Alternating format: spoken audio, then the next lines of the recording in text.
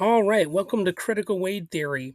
So I've got a bit of a cold, so my voice will probably sound worse than usual.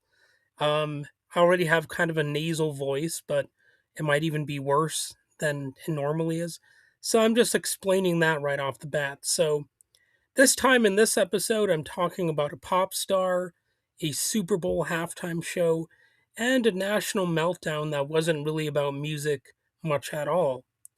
And I know I'm a little bit late to this story, but I'm not really that big of a sports fan, so that's part of the reason why. Plus I'm fashionably late to a lot of different things. So, I'll never claim to be a person who's always timely when it comes to covering topics on my podcast or whatever. I also have a bit of a weird personal connection to this story about Bad Bunny because I've interviewed somebody who directed some of or co-directed some of Bad Bunny's music videos, specifically Pascual Gutierrez, who co-directed numerous Bad Bunny videos, and he also directed the film Serious People in 2025. So I interviewed him about that. So it is a little bit weird that I've got like a semi-personal, professional connection to the Bad Bunny universe through my interview connections. But anyway, let's get to the main topic here. Recently on The Daily Show, Jon Stewart spent a long segment reacting to the right wing outrage over Bad Bunny's Super Bowl halftime performance. On the surface, it looked like the usual culture war flare up. Conservative commentators complained the halftime show was divisive, which is something they often do when they're the ones who are being divisive. It's really odd. Like it's a very clear example of projection. These are the same people who claim there is an all-encompassing war on Christmas and stuff like that. So this is kind of another one of those sorts of things where they're the ones being the most divisive, but they will project that divisiveness outward onto the thing that they're attacking. Anyway, the right wingers said that performing largely in Spanish was not unifying. One influencer called it the worst halftime show in NFL history, and President Trump posted that it was absolutely terrible, he said, and grumbled that nobody understands a word this guy is saying. Oh my god. Could you imagine being that stupid? I can't. You know, I'm going to get more into that though. But Stewart asked a simple question that cut through all of that. Why is it the Super Bowl halftime entertainer's job to unify the country anyway? And then he sharpened the point. He said, isn't there someone else whose job description is more along those lines? Somebody who's supposed to unify the country and have people being proud of it and all that kind of stuff. So that question exposes something deeper than the usual outrage cycle, because what played out wasn't really about production quality or football or even language all that much. It was about nationalism, really, and it was about cultural control and the expectation that every mass spectacle must flatter a narrow vision of America. The meltdown was immediate and hugely embarrassing. Conservative media figures argued that doing a halftime show largely in Spanish divided the country. In reality, we're in a constitutional crisis, and yes, the country is fragile, and maybe this is a moment for unity, but they want a narrowly defined version of unity, a very exclusionary kind. And listen to their framing carefully. When dissent, difference, or cultural autonomy get labeled as division, what's really being demanded there is conformity. So, from a more critical political perspective, calls for unity often mean something very specific: fall in line. Unity becomes shorthand for obedience, harmony becomes shorthand for assimilation, and the state and its media allies define social peace as everyone accepting dominant norms without question. So that's not really accidental. National unity is not a neutral issue, it's a political project, and it's usually enforced downward. So Stewart's riff, it was successful because the outrage clearly had nothing to do with staging or choreography, although some people did try to work those sorts of critiques into it. Like Kevin Sorbo, he he lamented the fact that there were guys dancing on the stage and they looked homoerotic, which is funny because there were also hot chicks dancing around. So it's rather telling. It's like he's telling on himself that he got more worked up over the men dancing around than the women. And oddly enough, I do have a bit of a Kevin Sorbo connection too, because someone I interviewed actually cast him in his movie. So, I've got kind of a wide net of people that I've you know semi interacted with by proxy. You know, so uh, it's weird that I've got a bit of a Kevin Sorbo connection now I can talk about. But anyway, moving on. The Super Bowl halftime show has never been about unity in any meaningful sense. It's a corporate spectacle.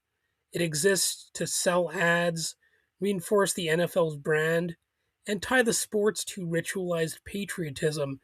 You've got flyovers, giant flags, military tributes, recruitment ads, all that kind of stuff. So that version of America is considered neutral. But the second that the spectacle centers a colonized population's language and culture, suddenly it's controversial. So let's look at the Puerto Rico reality when it comes to this whole issue here.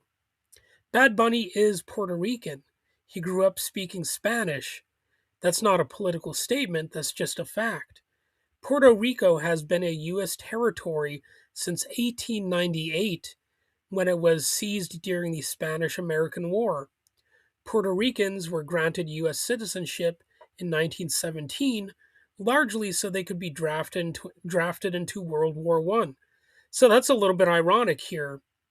They were actually citizens to cater to patriotism or claims of patriotism. The military is often tied in with the basic idea of patriotism. I wish we would move further away from that, but let's face it, that's largely how things are traditionally when it comes to the general concept of patriotism. So, Puerto Ricans, they got drafted into World War One. That was a big part of why they wanted to grant them citizenship in the first place.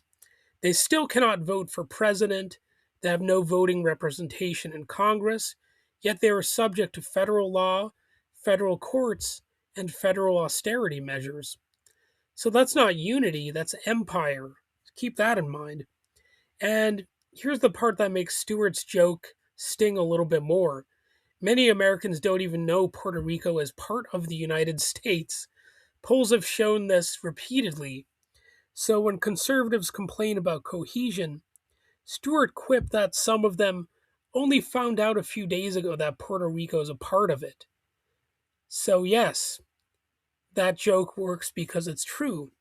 Spanish has been spoken continuously in territories now claimed by the US since before the United States existed. Today, over 41 million people speak Spanish at home in the United States, and more than 57 million people can speak it to some degree. Globally, nearly 500 million people speak Spanish as a first language. So when Trump said, nobody can understand what he's saying, and so that wasn't the best Trump impersonation, but I was trying to sound goofy. But when he says that, he's being stupid and he's catering to a plainly stupid audience because obviously some people know what he was saying. And treating Spanish as foreign or un American is not factual, it's ideological. And there's a perception here of a refusal to assimilate, which among right wingers is like a huge crime. It's a serious issue. And that's where this gets interesting, though. Bad Bunny didn't deliver a polarizing speech. He didn't wave a protest sign. He didn't kneel during the national anthem or denounce anyone. He just performed in his own language. And that apparently was enough. That's enough to trigger these right wing snowflakes. So, in societies built on assimilation, refusing to translate yourself for comfort can feel like rebellion. Cultural resistance doesn't always look dramatic. Sometimes it looks like simply keeping your language, keeping your traditions, and refusing to shrink yourself to fit someone else's definition of normal. So he wasn't really being particularly rebellious, yet in a way he still was. When immigrants keep their native language instead of melting into a single cultural mold, that's often framed as refusal. When minority groups preserve traditions instead of conforming to workplace or social expectations, that's framed as non cooperation. And when individuals decline to abandon ancestral pride, that's labeled divisive. Meanwhile, white Christian nationalist types, they can always go around talking about their pride, and somehow that's not divisive. See, there's a built-in double standard with these types of people, with right wingers. They never view themselves as divisive, but anyone that they don't like is something that they find to be divisive. Preservation isn't necessarily aggression, though. It's just as much a defense of personal and group freedom, and refusing assimilation is often a response to forced conformity. And in a genuinely free society, there actually wouldn't be so much pressure to assimilate in the first place. So keep that in mind when all these right wingers talk about how much they love freedom and all that. Well, freedom as a simple concept kind of means you don't have to assimilate. You don't have to always fit the mainstream and the conventional narrative. Now, obviously, you shouldn't go around committing crimes or whatever, but that's a different topic. This is just some cultural and linguistic differences we're talking about.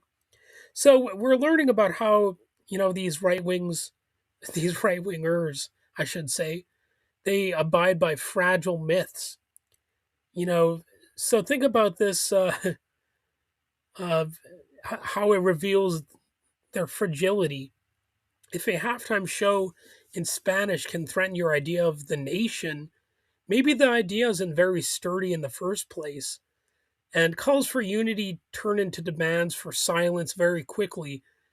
Be of the same mind, don't divide us. This isn't the time. Those types of phrases always surface when marginalized voices step outside of the approved script. And Bad Bunny didn't divide anyone himself. He was just being himself. He simply refused to perform assimilation 100%. And that refusal, in a spectacle built on stereotypical patriotic ritual, felt disruptive. And there's a bigger question. It's like Stewart's question still lingers. Why is it the job of a pop star to unify the country in the first place? It's kind of a ridiculous premise, right? You're just an entertainer. You're not there to be the glue that holds the entire country together. Why do we expect entertainers to carry the burden of national cohesion while elected officials inflame division daily? The halftime show isn't a constitutional convention, it's a concert wedged between beer commercials and truck ads, and also people running around after a ball tackling each other. You know, I'm pretty sure that if our national unity depends on somebody in those circumstances, catering to every demand and whim that these right wingers might have, well, that's such a pathetic concept of unity in the first place.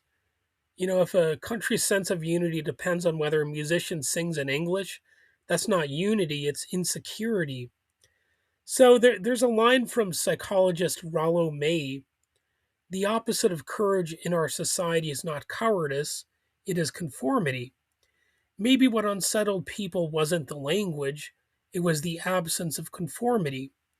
Bad Bunny didn't apologize, he didn't translate, he didn't reassure anyone that everything would fit neatly inside a single national myth and a single national language. He just showed up as he is. And sometimes that's the most political act of all. So don't worry, the country will survive a song being performed in Spanish. The real question is whether it can survive this demand that everyone sing in the same proverbial key.